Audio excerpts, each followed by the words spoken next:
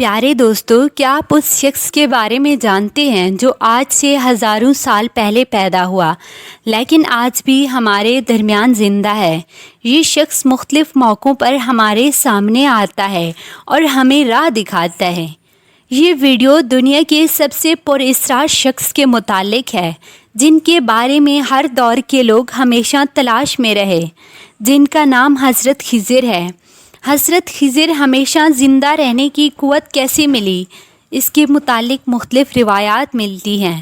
جب حضرت آدم علیہ السلام کی وفات کا وقت آیا تو آپ نے اپنے تمام لڑکوں کو جمع کر کے فرمایا، اے میرے بیٹو، بے شک اللہ تعالیٰ زمین والوں پر ایک عذاب نازل فرمانے والے ہیں۔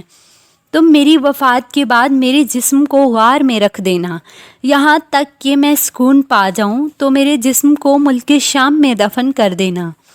حضرت آدم علیہ السلام کی وفات کے بعد آپ کا جسم مبارک آپ کے بیٹوں کے پاس رہا۔ جب اللہ تعالیٰ نے حضرت نوح علیہ السلام کو مبعوث فرمایا تو انہوں نے حضرت آدم علیہ السلام کے جسم کو اپنے پاس رکھا۔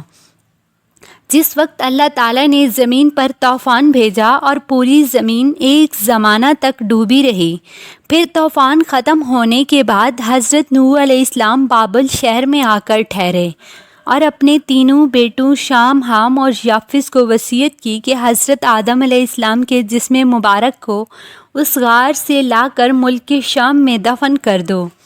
ان لڑکوں نے کہا، زمین وحشت ناک ہے، نہ کوئی زمین سے مانوس ہے اور نہ کوئی وہاں کا رستہ جانتا ہے۔ حضرت نوح علیہ السلام نے کہا، حضرت آدم علیہ السلام نے اس شخص کے لیے جو اس کے جسم مبارک کو دفن کرے گا قیامت تک زندہ رہنے کی دعا کی ہے۔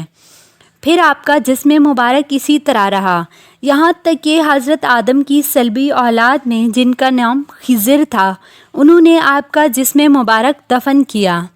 اللہ تعالیٰ نے حضرت آدم علیہ السلام کی دعا قبول فرمائی اور حضرت خضر علیہ السلام جب تک اللہ تعالیٰ چاہیں گے زندہ رہیں گے۔ حضرت خضر علیہ السلام کی کنیت ابو العباس اور بلیہ اس کا نام تھا، اس کے والد کا نام ملکان تھا۔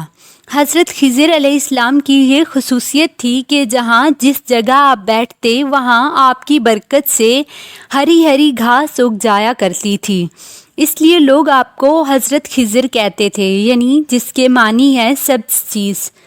ایک روایت کے مطابق حضرت ذوالقرنین کے خالہ زاد بھائی تھے حضرت خضر علیہ السلام۔ حضرت ذوالقرنین اللہ کے ایک نیک بادشاہ تھے جنہیں اللہ نے زمین کے ایک بڑے حصے پر حکومت عطا فرمائی تھی۔ حضرت خضر علیہ السلام حضرت ذوالقرنین کے وزیر تھے۔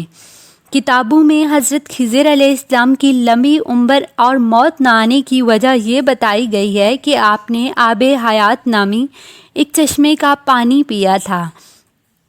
آب حیات کے بارے میں یہ مشہور ہے کہ جو کوئی بھی اسے پیے گا اسے موت نہ آئے گی۔ آب حیات کا ذکر قدیم داستانوں اور کتابوں میں بھی ملتا ہے۔ ان داستانوں میں 3 شخص کا ذکر آیا ہے، ان میں ایک حضرت الیاس علیہ السلام اور دوسرے حضرت ذوالقرنین اور تیسرے حضرت خضر علیہ السلام ہیں، جن میں حضرت الیاس اور حضرت خضر کو وہ پانی نصیب ہوا۔ روایتوں کے مطابق حضرت ذوالقرنین نے قدیم تاریخی کتابوں میں پڑھا تھا کہ سام بن نوح کی اولاد میں ایک شخص چشمہ حیات سے پانی پیے گا اور اسے موت نہ آئے گی، اس لیے حضرت ذوالقرنین نے مغرب کا سفر کیا۔ حضرت ذوالقرنین کے علم میں یہ بات آئی کہ آب حیات اندھیری راستوں میں موجود ہے، وہاں 360 چشمے ہیں، اس لیے حضرت ذوالقرنین نے اپنے لشکر میں 360 لوگوں کو چنا اور ہر ایک کو ایک ایک مچھلی دے کر حضرت خضر علیہ السلام کی سربراہی میں روانہ کیا۔ تمام لوگوں کو یہ ہدایت دی گئی کہ ہر فرد اپنی مچھلی کے ساتھ چشمے میں اتر جائے اور واپس آ کر اپنی اپنی مچھلی ظاہر کرے۔ کافی لمبے سفر اور دشواری کے بعد یہ لوگ چشمے تک پہنچ گئے۔ جب واپس آئے تو حضرت ذوالقرنین نے کہا، سب اپنی اپنی مچھلی جمع کروا دیں، اس لیے سب نے اپنی مچھلی ان کے سامنے پیش کر دی سوائے حضرت خضر علیہ السلام کے۔ حضرت ذوالقرنین نے دریافت کیا تو حضرت خضر نے بتایا کہ جب میں چشمے میں اترا تو مچھلی میرے ہاتھ سے نکل کر پانی میں چلی گئی۔ میں نے غوطہ لگا کر اسے پکڑنے کی بہت کوشش کی مگر میں ناکام رہا۔ حضرت ذوالقرنین نے کہا وہ پانی آپ کے مقدر میں تھا۔ آب حیات میں غوطہ لگانے اور اس مقدس پانی پینے کی برکت سے حضرت خضر علیہ السلام ہمیشہ زندہ رہیں گے۔ حضرت موسیٰ علیہ السلام سے حضرت خضر کی ملاقات کا ذکر قرآن مجید میں بھی ملتا ہے، جس کے مطابق حضرت خضر کو ایک عالمی علم عطا کیا گیا تھا جسے علم لادونی کہتے ہیں۔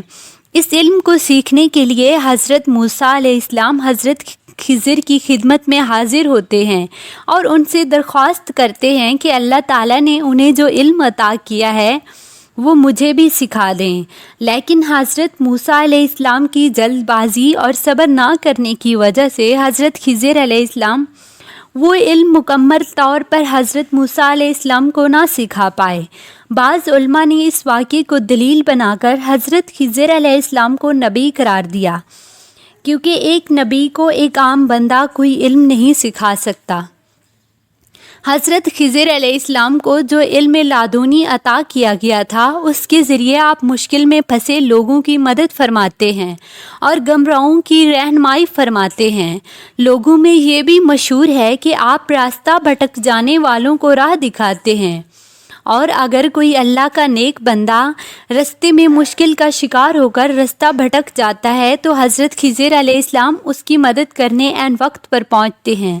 روایتوں کے مطابق حضرت الیاس علیہ السلام کی ذمہ داری سمندر میں لوگوں کی رہنمائی کرنا ہے، اور حضرت خضر علیہ السلام زمین پر لوگوں کی رہنمائی کرتے ہیں۔ بعض روایتوں کے مطابق حضرت محمد الرسول اللہ صلی اللہ علیہ وآلہ وسلم کے ہاتھ پر بھی حضرت خضر علیہ السلام نے بیعت کی ہے، اور آپ مدینہ میں ہمارے پیارے نبی صلی اللہ علیہ وآلہ وسلم سے ملاقات کرنے بھی آیا کرتے تھے۔ اس کے علاوہ عمر بن عبدالعزیز سے بھی حضرت خضر علیہ السلام کی ملاقات ثابت ہے۔ صحیح مسلم کی ایک حدیث کے مطابق جب دجال مدینہ کے قریب ایک جگہ تک پہنچے گا تو مدینہ سے ایک شخص اس کے مقابلے کے لیے نکلے گا جو اس وقت کا سب سے بہترین شخص ہوگا۔ یہ شخص حضرت خضر علیہ السلام ہوں گے۔ حضرت خضر اور حضرت الیاس دونوں زندہ ہیں اور ہر سال حج کے موقع پر ملتے ہیں۔ پیارے دوستو، اسی طرح کی مزید معلوماتی ویڈیوز دیکھنے کے لیے ہمارے چینل کو سبسکرائب کریے۔ جزاک اللہ۔